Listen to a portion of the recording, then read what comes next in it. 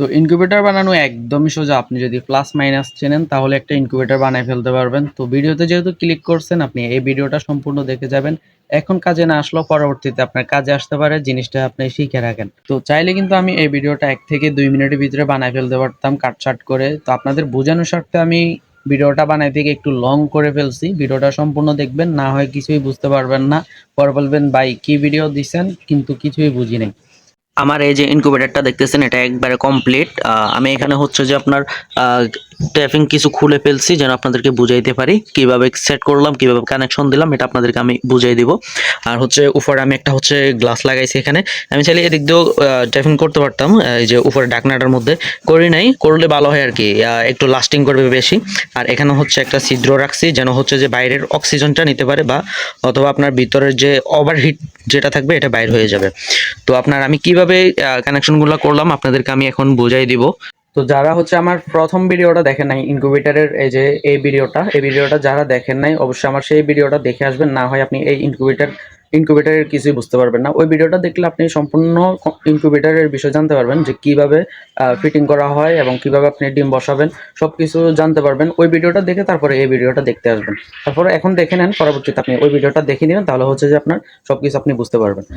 তো এই ধরনের ইনকিউবেটরে আপনি 50 থেকে 100 ডিম অনায়াসে বসাইতে পারবেন। আমি চাইলে কিন্তু এটাতে ডিমের পরিমাণ আরও বাড়াইতে পারবো, মাঝখানে থাক দিয়ে তারপর হচ্ছে এই সাইডে আরেকটা লাইটিং দিয়ে আমি ডিমের পরিমাণ আরও বাড়াইতে পারবো। তো আপনি যদি 30 থেকে 50 বা 100 ডিমের সেট আপ করতে চান তাহলে হচ্ছে আমার এই ইনকিউবেটরটা দেখতে পারেন আপনি। তো ভিডিও ডিসক্রিপশন বক্সে ওই ভিডিওটার লিঙ্ক দেওয়া থাকবে, যে ভিডিওটা প্রথম আমি আপলোড করছি ওই ভিডিওটা দেখে আসলে আপনি বুঝতে পারবেন যে কিভাবে ইনকিউবেটর তৈরি করতে হয়। তো দুইটা ভিডিও দেখলে আপনি সম্পূর্ণ কমপ্লিট একটা ইনকিউবেটর তৈরি করে ফেলতে পারবেন। ওই ভিডিওটা দেখে আসবেন, তাহলে আপনার উপকার হবে। তো আমি এখন আপনাকে দেখাবো যে কিভাবে কানেকশন করবেন। তো এই ধরনের সর্বপ্রথম হচ্ছে যে আপনার একটা কন্ট্রোলার লাগবে, যে কন্ট্রোলারটা হচ্ছে আপনি সেট করবেন গ্লু গাম দিয়ে হোক, তার দিয়ে হোক, আপনি যেভাবে হোক এখানে ককশিটের মধ্যে আপনি সেট করবেন। তো সেট করার পরে আপনি দেখবেন যে এখানে টোটাল 5টা তার থাকবে, একটা হচ্ছে যে কালো আর লাল, আর একটা হচ্ছে যে হলুদ আর কালো, আর একটা হচ্ছে যে কালো। তো কালো আর লাল যেটা, এটার কাজ কি? এটার কাজ হচ্ছে যে আপনি সরাসরি কারেন্ট থেকে এটাতে ইন করবেন, মানে এটাতে সরাসরি কারেন্ট থেকে এটাতে লাগাবেন। এই যে কারেন্টের লাইন আমি সরাসরি এটাতে লাগাইছি। আমি যদি এটা যদি এখন কারেন্টে লাগাই তাহলে হচ্ছে যে এখানে মিটার লাইন আসবে। তো সরাসরি এটাতে লাইন দিবেন। তারপর হচ্ছে গিয়ে দুইটা দেখবেন যে কালো আর হলুদ। তো কালো আর হলুদের কাজ হচ্ছে যে আপনার আউটপুট, এই দুটো হচ্ছে ইনপুট, এই দুটো হচ্ছে যে আউটপুট মানে আপনি এই যে আউটপুটের লাইনটা দেখতেছেন এটা সরাসরি চলে যাবে আপনার হচ্ছে বাল্বে। এই যে হোল্ডারে লাগাবেন, হোল্ডার থেকে আপনি বাল্ব লাগাবেন। তো বাল্ব লাগাইলে হচ্ছে আপনার আউটপুট, তো এটা থেকে সরাসরি আউটপুটে চলে গেছে, ঠিক আছে। তারপর হচ্ছে আরেকটা দেখবেন যে হচ্ছে কালো তার সেন্সর। সেন্সর হচ্ছে আপনি বক্সিটের ভিতরে যে কোনো জায়গায় রাখতে পারবেন, ডিমের উপরে হোক, এক কর্নারে হোক, আপনি যেখানে রাখেন কোনো সমস্যা নাই। তো এটা হচ্ছে মিটারের কাজ, হ্যাঁ। তারপরে হচ্ছে গিয়ে আমি দেখাবো হচ্ছে যে আগ্রতার মিটারটা এক্সট্রা, এটাতে কোনো এসি লাইন নেই, এসি ডিসি লাইন নেই। এটা হচ্ছে যে আপনার সম্পূর্ণ ব্যাটারি চালিত। আপনি হচ্ছে এখানে ব্যাটারি সেট করতে পারবেন। ব্যাটারি যদি আপনার চলেও যায়, চার্জ শেষ হয়ে যায়, তাহলে হচ্ছে আপনি ব্যাটারি নতুন করে লাগাইতে পারবেন। দোকানে কিনতে পাওয়া যায় যে ছোট ছোট যে ব্যাটারিগুলো আছে, আমার এখানে ব্যাটারি আছে, আমি লাগাই দেখাই আপনাকে। যে আমি যদি এখন ব্যাটারিগুলো লাগাই, এই যে আমি এখন ব্যাটারিগুলো লাগাইলে দেখবেন যে এটা এখন অন হয়ে যাবে।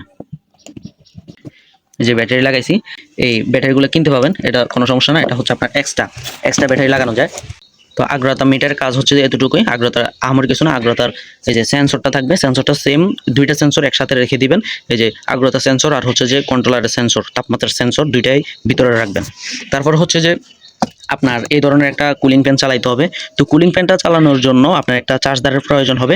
আপনার এই যে চার্জদার দেখতেছেন, চার্জদার দিয়ে আপনি কুলিং ফ্যানটা চালাবেন। 12 ভোল্টের যে কোনো একটা চার্জার দিলে আপনি এই ফ্যানটা চালাতে পারবেন। এই ফ্যানটা হচ্ছে যে আপনার 3 ইঞ্চি একটা ফ্যান, 3 ইঞ্চি একটা ডিসি কুলিং ফ্যান, ঠিক আছে।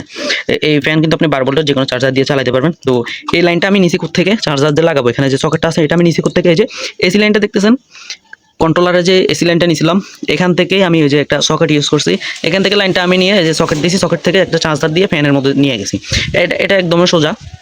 আপনার এই যে এসি লাইন দেখাইছিলাম আপনাদেরকে, এই যে এসি লাইনের এই যে তার দিয়ে আমি এখানে একটা জয়েন্ট তৈরি করছি। এই যে জয়েন্ট থেকে একটা তার চলে গেছে হচ্ছে আপনার কন্ট্রোলারে, একটা হচ্ছে এখানে সকেটে।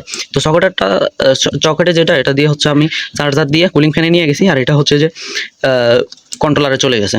তো আপনার এতটুকুই, আহামরি কিছু না। তো এখন আমি আপনাদেরকে দেখাবো যে কিভাবে তাপমাত্রা সেট করতে হয়, সেটাও এখন আপনাদেরকে দেখাবো। এক ভিডিওতে অনেক কিছু দেখাইতেছি, ভিডিওটা অনেক লং হয়ে যেতেছে। অবশ্যই ধৈর্য সহকারে আপনি ভিডিওটা দেখবেন। তাহলে আপনি বুঝতে পারবেন। অযথা আপনি যদি টেনে টেনে ভিডিও দেখেন তাহলে অনেক কিছু মিস করবেন, টেনে টেনে দেখবেন না। তো এটা হচ্ছে ইনকিউবেটরের এসি ইনপুট লাইন। এই যে কন্ট্রোলার দেখতেছেন, এই যে কন্ট্রোলারের এসি ইনপুট লাইন হচ্ছে যে আপনার এটা কিন্তু এই লাইনটা হচ্ছে আপনার গেছে হচ্ছে কন্ট্রোলারে, আর হচ্ছে যে ওই যে 2 পিন একটা সকেট আছে 12 ভোল্টের যে কুলিং ফ্যানের চার্জার লাগাইছি এটাতে, এই দুইটাতে এই লাইনটা গেছে, ঠিক আছে। তো আমি এখন এটাকে আপনার হচ্ছে যে কারেন্টের লাইনে লাগাবো, সরাসরি এসি লাইনে আমি ইনপুট করবো এটা। এই যে এসি লাইনে ইনপুট করার পরে আমি সুইচ দিব, সুইচ দেওয়ার পরে দেখেন এই যে লাইন চলে আসছে। আমি ঢাকনাটা সরাই, এই যে দেখতে পাচ্ছেন এখানে হচ্ছে যে আপনার লাইন চলে আসছে। তো আপনি বুঝতে পারতেছেন কিনা জানি না, এই যে কুলিং ফ্যানটা কিন্তু চলতেছে, কুলিং ফ্যানে বাতাসও বাইর হচ্ছে।